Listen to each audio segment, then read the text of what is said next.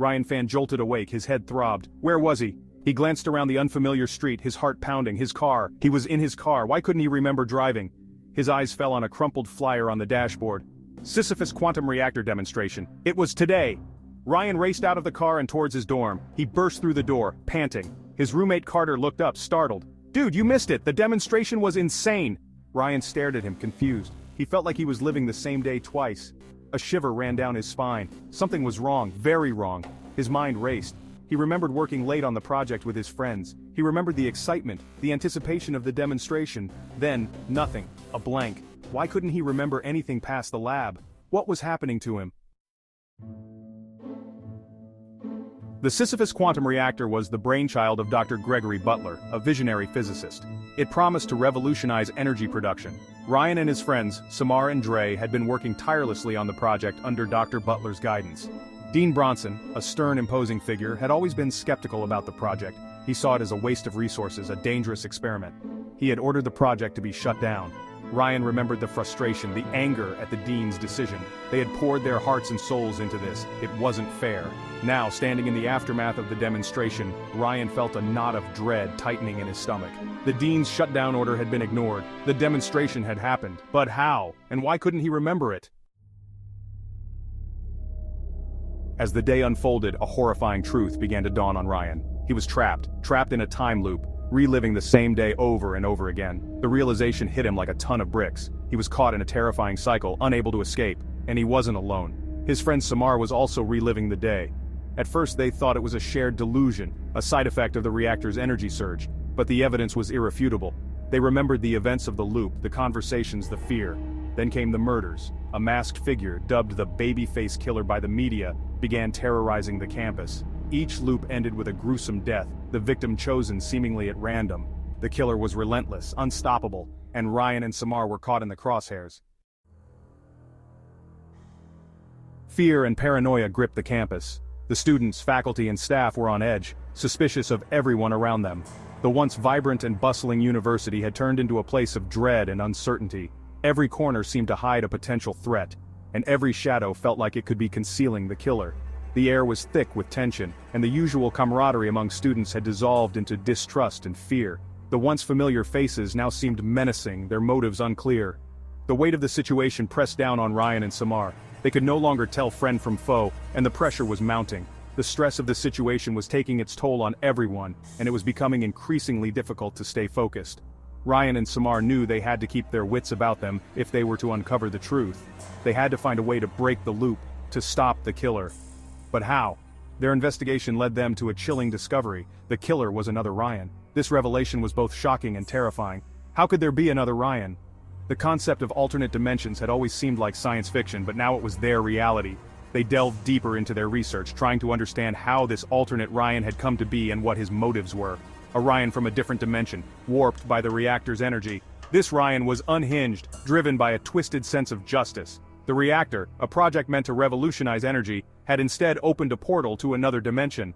This alternate Ryan had been exposed to its energy, warping his mind and filling him with a sense of vengeance. He believed that his actions were justified, that he was righting a wrong, but his methods were anything but just. He blamed Dean Bronson for the death of someone he loved, and he was determined to make Bronson pay, even if it meant killing everyone in his path.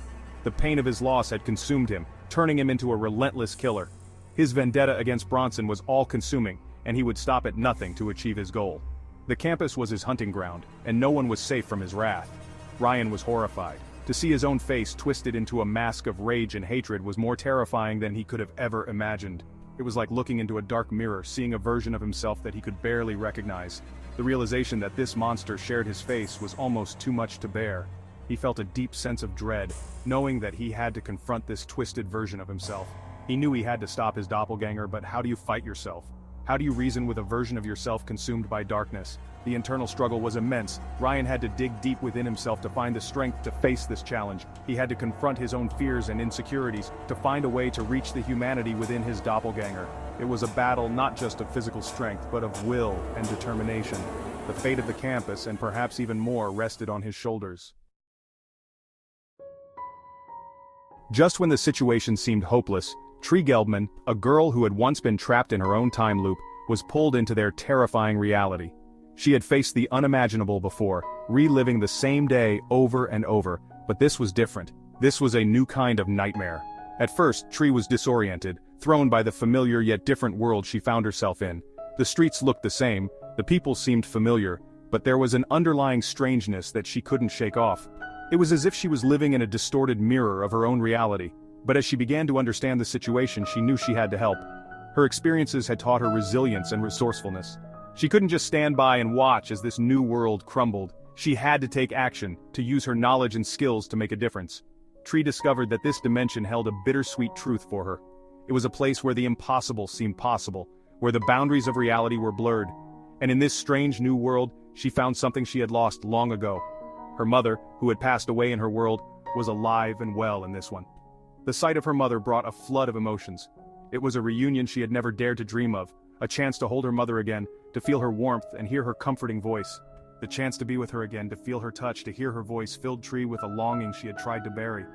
It was a powerful temptation, a siren call that beckoned her to stay. She could have a life here, a life she had always wanted but thought she could never have. The allure of this new reality was strong, tempting her to abandon her own dimension and embrace this second chance. She could start over, leave behind the pain and loss of her old life. But deep down she knew that it wasn't that simple. But Tree knew it wasn't her life to live. This world, as tempting as it was, belonged to another version of herself. She couldn't just take over someone else's life, no matter how much she wanted to. She had responsibilities, people who depended on her in her own world. The guilt of leaving her friends behind, of abandoning her own reality, gnawed at her conscience.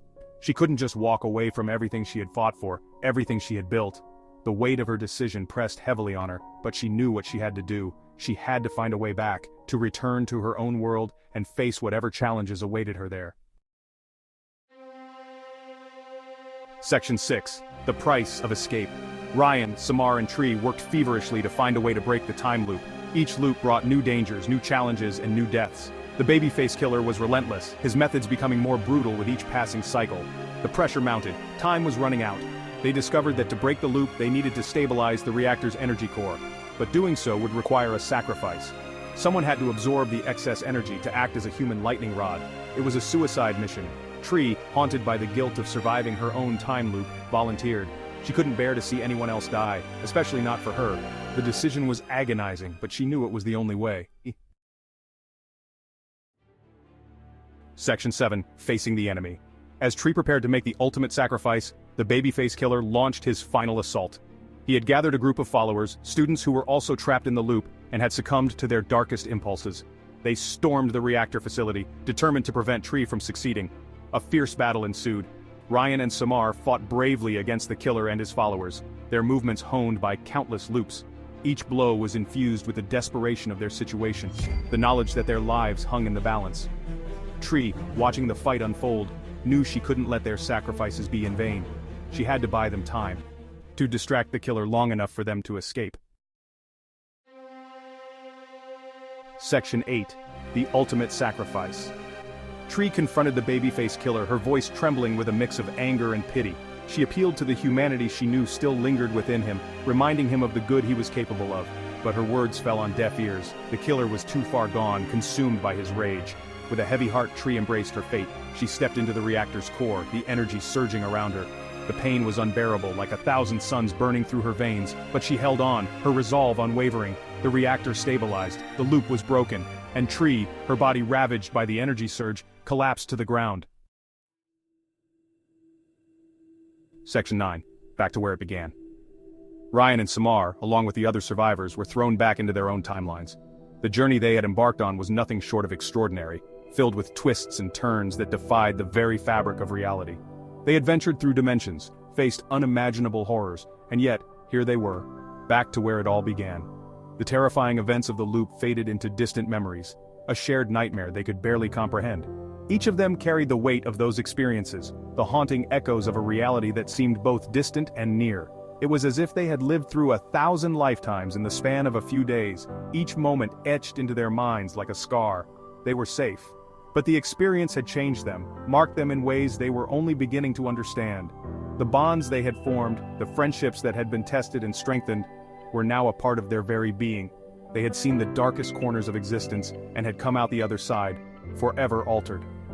Tree, her mission accomplished, woke up in her own dimension. The familiar surroundings of her dorm room greeted her, a stark contrast to the chaos she had endured. The soft light filtering through the curtains, the gentle hum of the campus outside, it all felt surreal. The familiar surroundings of her dorm room were both comforting and strange. Every object, every piece of furniture seemed to hold a memory, a fragment of the life she had once known. Yet, there was an underlying sense of dissonance, as if she was seeing everything through a new lens. The experience in the other dimension, the love of her mother, the sacrifice she had made, it all felt like a dream that was vivid and real, yet slipping away with each passing moment. She could still feel the warmth of her mother's embrace, the pain of the choices she had to make, lingering in her heart. But Tree knew it was real. The scars on her heart, the echoes of the energy surge, served as constant reminders of the terrifying adventure she had endured. She had faced her fears, confronted her demons, and emerged stronger on the other side. The scars on her heart, the echoes of the energy surge, served as constant reminders of the terrifying adventure she had endured. Each scar told a story, a testament to her resilience and strength. They were not just marks of pain, but symbols of her journey, of the battles she had fought and won. She had faced her fears, confronted her demons, and emerged stronger on the other side. The journey had been arduous, filled with moments of doubt and despair, but she had persevered. She had found a strength within herself that she never knew existed, a strength that would guide her in the days to come. She was home, and she was finally ready to face the future. The past, with all its trials and tribulations, had shaped her into the person she was now. She was no longer the same girl who had started this journey. She was stronger, wiser, and ready to embrace whatever the future held. The road ahead was uncertain, but she knew she had the courage to face it head-on.